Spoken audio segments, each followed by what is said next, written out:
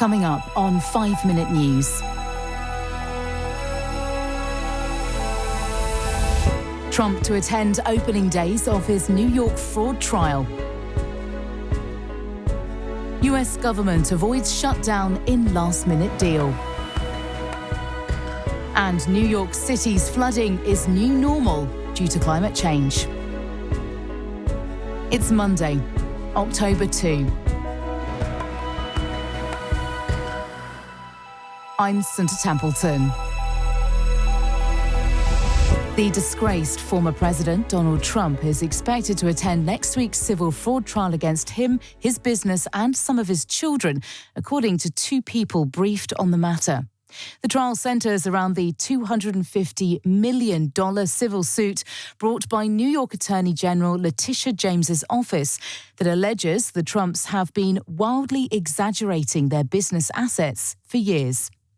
New York Judge Arthur Engoron, who will preside over the trial, determined that Trump's financial statements were fraudulent and he was able to get favourable loan terms and lower insurance premiums as a result.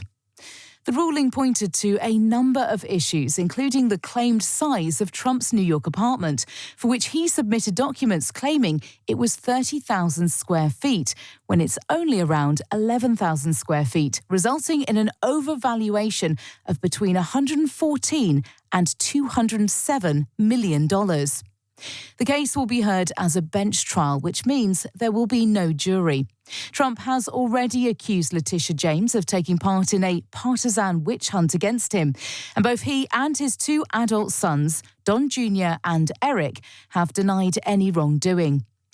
Trump has tried unsuccessfully for a delay to the civil trial, arguing that all of the trials he's facing should be postponed until after the 2024 election.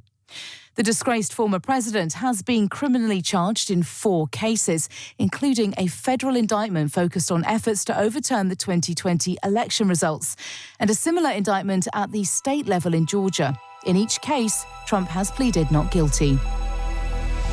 The US Congress voted to avert a shutdown over the weekend after lawmakers agreed a last-minute measure to keep the government funded until mid-November.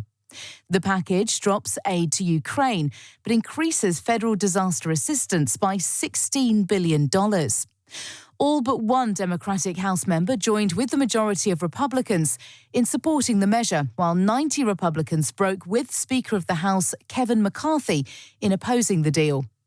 "We're going to do our job," Mr. McCarthy said before the House vote. "We're going to be adults in the room and we're going to keep government open." In a statement, President Biden said, "This is good news for the American people, and the United States cannot under any circumstances allow American support for Ukraine to be interrupted." He also added that he expected Mr. McCarthy will keep his commitment to the people of Ukraine and secure passage of the support needed to help Ukraine at this critical moment. The loss of Ukraine aid was devastating for politicians of both parties who vowed to support President Volodymyr Zelensky after his recent Washington visit. The outcome ends the threat of an immediate shutdown, but the reprieve may be short-lived. Congress will need to fund the government in coming weeks, with views hardening, particularly among the right-flank lawmakers whose demands were swept aside this time in favour of a more bipartisan approach. Flash flooding in New York City on Friday reflects a new normal due to the effects of climate change, New York Governor Kathy Hochul warned on Saturday. Torrential downpours of almost 8 inches of rain fell in some parts of the city. At one time, enough for a sea lion at the Central Park Zoo to swim briefly out of the confines of her pool enclosure. The intense rainfall turned some streets into rivers, stranding buses and cars for hours, and forced some subway and commuter rail lines to shut down. Flights were delayed or cancelled, and one terminal at LaGuardia Airport was evacuated.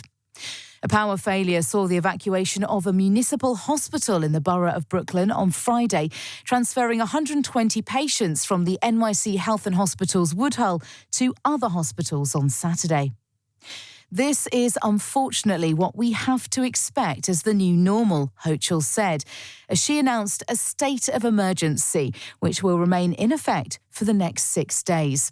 President Joe Biden was briefed on the flooding on Friday and Saturday, and the Federal Emergency Management Agency was prepared to assist if needed, according to the White House. 5 Minute News is an Evergreen podcast covering politics, inequality, health and climate, delivering independent, unbiased and essential world news daily.